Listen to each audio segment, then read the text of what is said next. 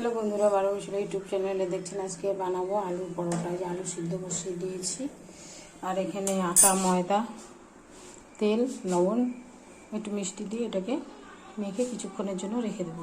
Hello বন্ধুরা, আমি আলু সিদ্ধ করে নিয়েছি, কয়েকটা আলু সিদ্ধ নিয়েছি, আর হচ্ছে এর সাথে ধনেপাতা কুচি, একটু গরম মশলা, কাঁচা লঙ্কা, লাল লঙ্কার গুঁড়ো, আর একটু জিরা ভেজে নিয়ে একটু গুঁড়ো করে নিয়েছি। এগুলো দিয়ে মেখে নিয়েও আলুর মধ্যে ঢুকিয়েও পরোটা করা যায়, কিন্তু আমি একটু ফ্রাই করবো। আমি কড়াই যে তাওয়া বসিয়ে দিয়েছি, এর মধ্যে একটু জাস্ট তেল দিয়ে, কাঁচা গন্ধটা যাতে না থাকে একটু তেল দেব, দিয়ে এর মধ্যে ধনেপাতাগুলো, কাঁচা লঙ্কাগুলো আর সমস্ত মশলাগুলো দিয়ে দেবো, আলুটাও দিয়ে দেবো, দিয়ে একটু ভাজা ভাজা করে নিয়ে ঠান্ডা করে মেখে তারপরে স্টাফিংটাকে এইভাবে আমি বানাবো। দেখা এই স্টাফিংটার মধ্যে একটুখানি আদা থেতো করে দেবো বন্ধুরা, একটু আদা দিলে করে গন্ধটা ভালো লাগবে। এইভাবে করে নিয়ে একটু ঠান্ডা করে মেখে আলুর মধ্যে পুর করে দিয়ে করবো। খেতে কিন্তু খুব সুস্বাদু হয়। এইভাবে করে একটু ঠান্ডা করে চটকে নিলে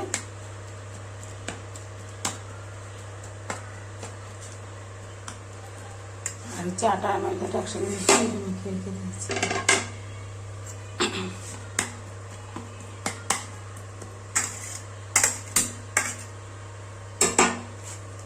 হাত দিয়ে এভাবে চটকে একটু ম্যাশ করে নিতে হবে, যাতে দানা দানা বেশি না থাকে, তাহলে ফেটে যাবে বেলার সময়।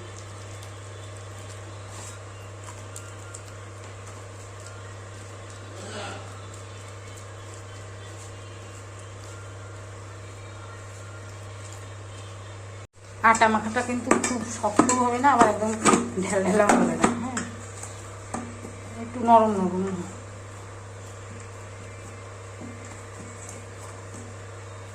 এই আমি 6টা লুচি করে নিয়েছি। একটু বেশি বড় বড় করতে হবে, ছোট করলে চলবে না। এর মধ্যে হচ্ছে স্টাফিংটা ঢোকাবো, এখনো দিইনি। এইভাবে করে গোল করে নিতে হবে, গর্ত করে করে নিয়ে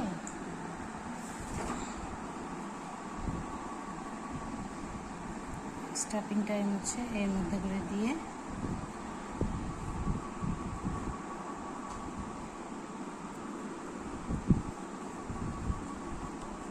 এইভাবে করে দিতে হবে।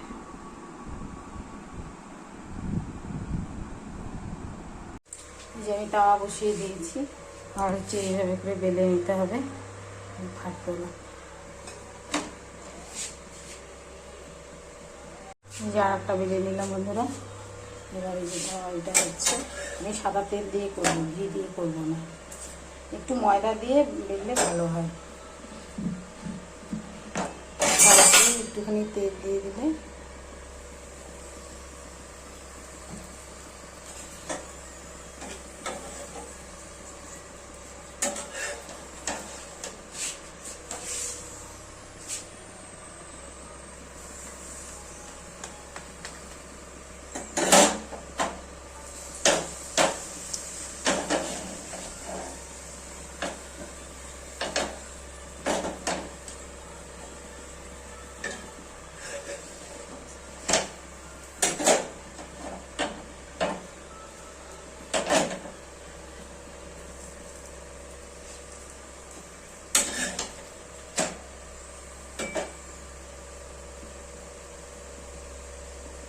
হয়ে গেল আমার পরোটা।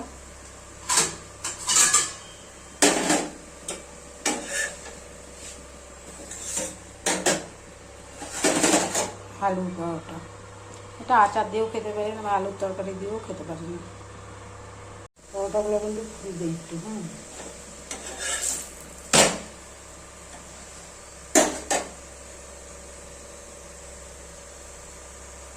কি সুন্দর পরোটাগুলো হয়েছে, দেখুন বন্ধুরা কিরকম ফুলেছে পরোটাগুলো।